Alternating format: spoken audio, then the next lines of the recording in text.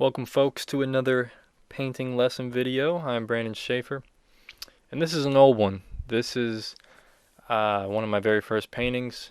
This was my second or third month into painting, so figured I'd do some old lessons, just revisit them, because a lot of people had some requests, so that's what we're going to do here. And this is an 11 by 14 canvas. What I'm doing here is a 1-inch brush, just throwing on some green.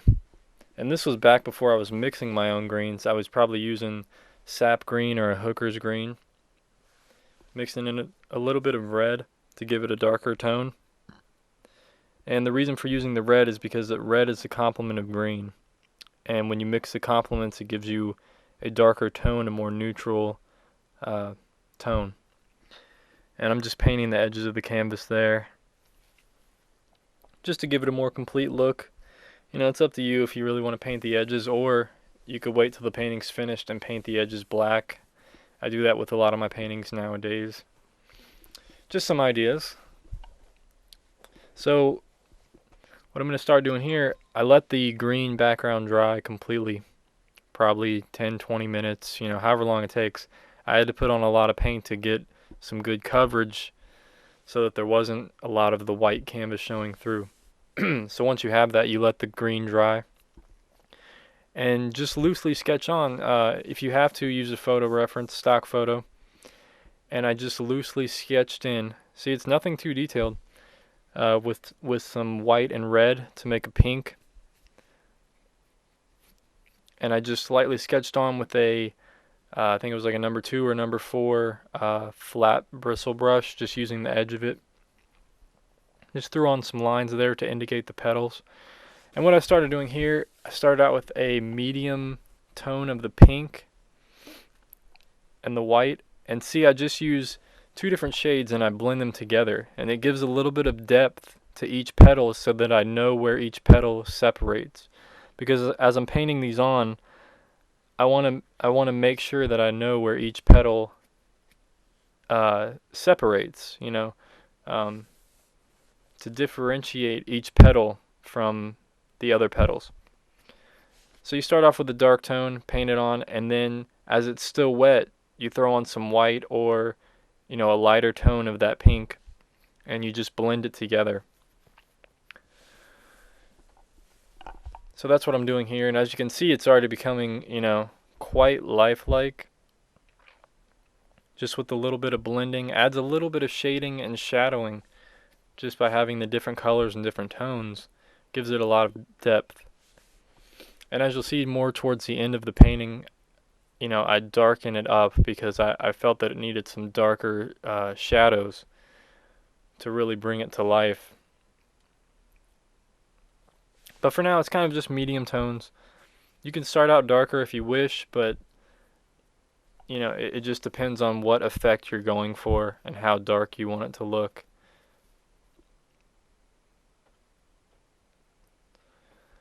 So as you can see, I'm just moving along the outside of the flower. You know, jumping from each petal to petal. Nothing too detailed, nothing too serious. Using a number 10 filbert brush, I believe, and not too much paint. There is a good coverage here to cover up the green underneath. You know, you want a good coverage of paint. You don't want any of the green showing through that much. So the consistency is kind of like it's like a buttery consistency, a really nice, you know, buttery, watery, not too watery, but you know, not just straight paint. You want your brush a little wet, and just a good amount, but not too much and not too wet. If you have too much paint, then it takes longer to dry, and the blending is just not as fluid.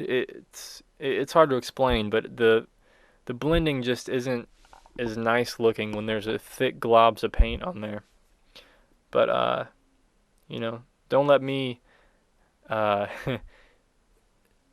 dissuade you from, you know, your own style. If your own style is to use thick amounts of paint, then go ahead, use it. You know, make it your own style. That's what painting's about, and that's what this lesson's about. I'm showing you my thought process, but you know, I'm showing you how to do it, but it's up to you to figure out how you want to, uh, you know, use the paint and things like that. So keep that in mind. So what I've been doing here is just throwing on some darker tones, lighter tones, redefining the shadows and depth. Just getting a little more detailed. And those petals, they were dry before I started on adding these darker tones. So it's just a really, it's a layering process.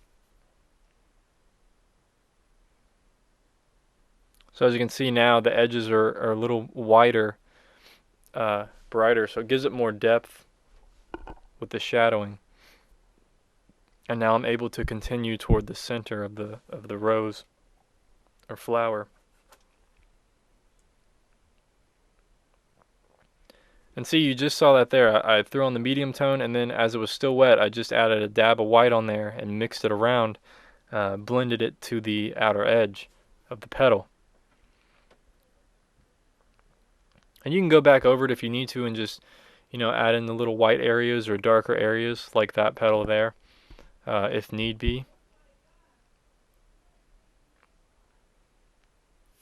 You know, the beginning stages of an acrylic painting is really just getting the values down and coverage. You just want to cover the entire canvas and then get into the details. So you want to get the values as correctly as you can and the tones and color. And then you just start getting more detailed using smaller brushes and just tweaking things. So as you can see, as I'm moving on to this painting, I'm getting to the smaller and smaller petals, and I have to be a little more detailed about it and more concerned about what I'm doing. And also towards the center of the flower, the petals get a little darker because there's a lot more shadow, there's less light hitting the center, depending on the light source. But as you can see here, I'm using more dark tones and just trying to figure out the center of this rose. Sketching it out with some white there, and then I just go back over it with some pink, fill it in.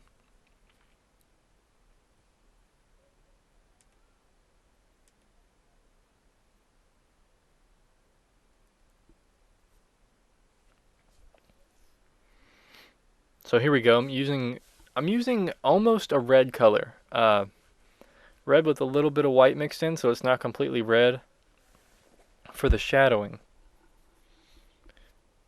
Because you know pink comes from red, so you have to, for the shadows, you just want to use a darker version of that pink.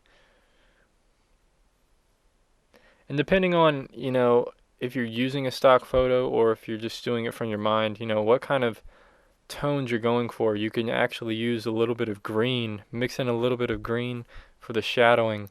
It'll give it kind of a cooler shadowing. You can even use purple.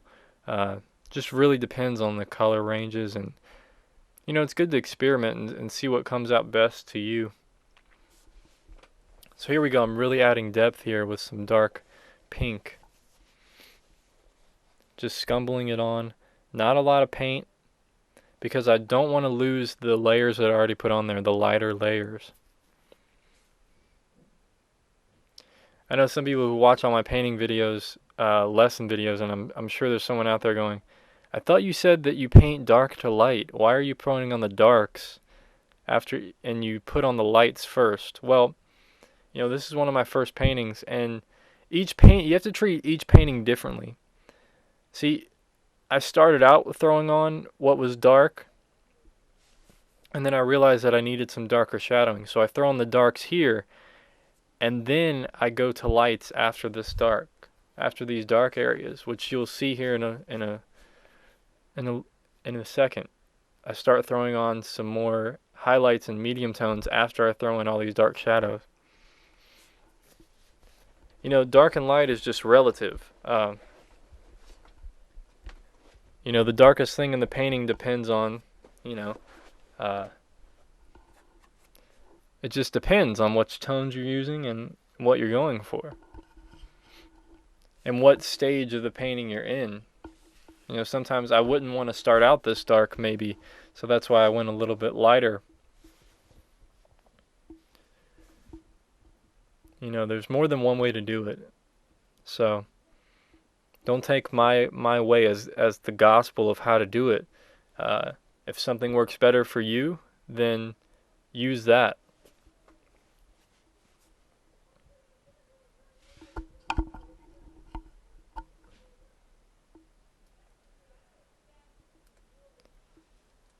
So I'm just doing more detail there.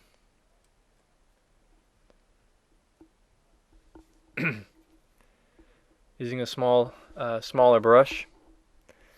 Throwing in some shadows, a little bit of highlights there. You can see now I'm throwing in around the edges, throwing in the white and the lighter tones.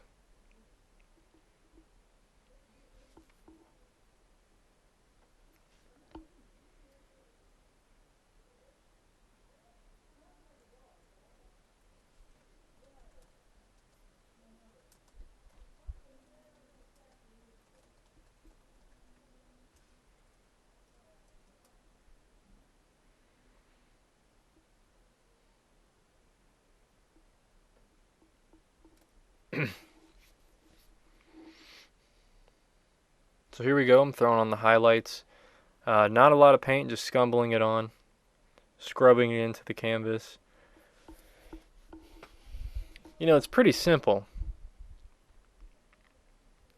when you think about it.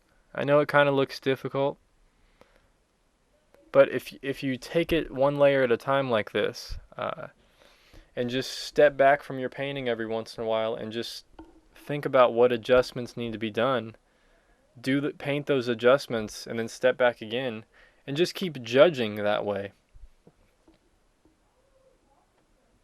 And, you know, I want to let everyone know out there that, you know, don't take my word for everything, you know, just because these are just my thoughts and the way that I do it. But it doesn't mean that, you know, as I was saying earlier, you know, it's not like the gospel of how you should do this kind of painting. I'm just giving you my thought process and ideas on how to go about painting a flower this way. You know, you could use different colors, different styles. You know, I was watching a documentary the other day, a Bruce Lee documentary, and one of his quotes is really good, is absorb what is useful, discard what is useless, and add that which is essential, that is your own. And that's exactly what I want you to do, so it fits perfectly. You know, take what is useful from my videos and from this lesson, and discard what doesn't fit with you. And so for the background, I wanted to throw in some highlighted areas, and I thought this really made a big difference. So I start adding some yellow and some greens, just lighter greens with yellow mixed in around the flower, as you can see there.